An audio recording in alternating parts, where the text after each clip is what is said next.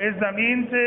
اور اس دنیاوی گڑھے سے جو یہ تعلق بنایا گیا ہے کہ یہیں پر یہ مردہ زندہ ہو جاتا ہے، اس میں روح واپس آ جاتی ہے،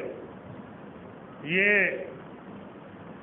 دفنانے والے جا رہے ہوتے ہیں، مردہ اٹھ کے بیٹھ جاتا ہے اور اس کے بعد اس سے یہیں سوال و جواب ہوتے ہیں، یہیں پر اس کے سر پر گرز مارے جاتے ہیں لوہے کے۔ یہی مٹی کا گڑھا جو ہے وہ جنت کا باغ بن جاتا ہے۔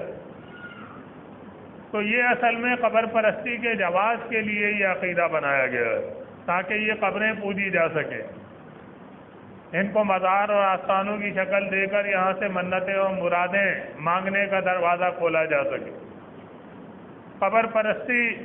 کی جڑ ہی یہی ہے کہ یہ مردہ قبر میں زندہ ہے۔ تو جبکہ جو لوگ دفناتے نہیں ہیں، مردوں کو جلا دیتے ہیں، ان کے لوگوں کی لاشیں کسی اور طریقے سے تلف کر دی جاتی ہیں، فارسی ہیں وہ اپنے مردوں کو جو ہے چیل کبوں کو کھلا دیتے ہیں، چیل کبے ان کا گوشت کھا جاتے ہیں اور ہڈیاں جو ہے وہ کنویں میں پھینک دیتے ہیں۔ تو اللہ کی کتاب کے مطابق تو مرنے کے ساتھ ہی عذاب یا راحت کا سلسلہ شروع ہو جاتا ہے۔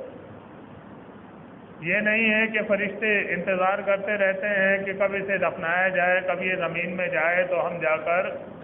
اس سے سوال جواب کریں، بلکہ موت کے ساتھ ہی اگر مجرم ہے تو فرشتے اسے مارتے پیٹتے ہوئے اس کی روح نکال کر لے جاتے ہیں،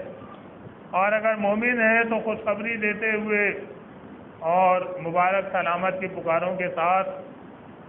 اس کو جو ہے لے جاتے ہیں عالم برزخ میں، اور وہاں اسے دوسرا جسم دیا جاتا ہے جہاں عذاب کا مستحق عذاب برداشت کرتا ہے اور راحت کا مستحق جو ہے وہ راحت کے عالم میں ہوتا ہے۔ اس قبر کے اندر گلی سڑی ہڈیوں کے اور مٹی کے علاوہ کچھ بھی نہیں ہوتا ہے، یہ عذاب و راحت کی جگہ نہیں ہے۔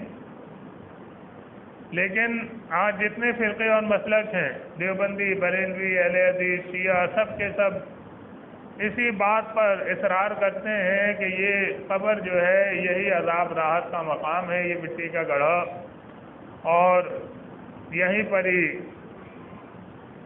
اٹھا کر بٹھایا جاتا ہے، یہ مردہ سنتا ہے، یہ آنے والے کو پہچانتا ہے۔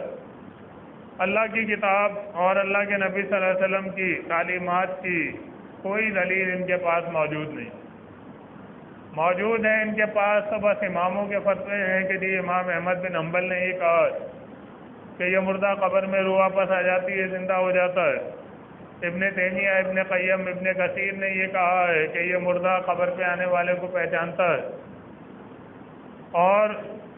قبر کے اوپر کوئی پرندہ بھی بیٹھے تو اسے معلوم ہو جاتا ہے کہ یہ پرندہ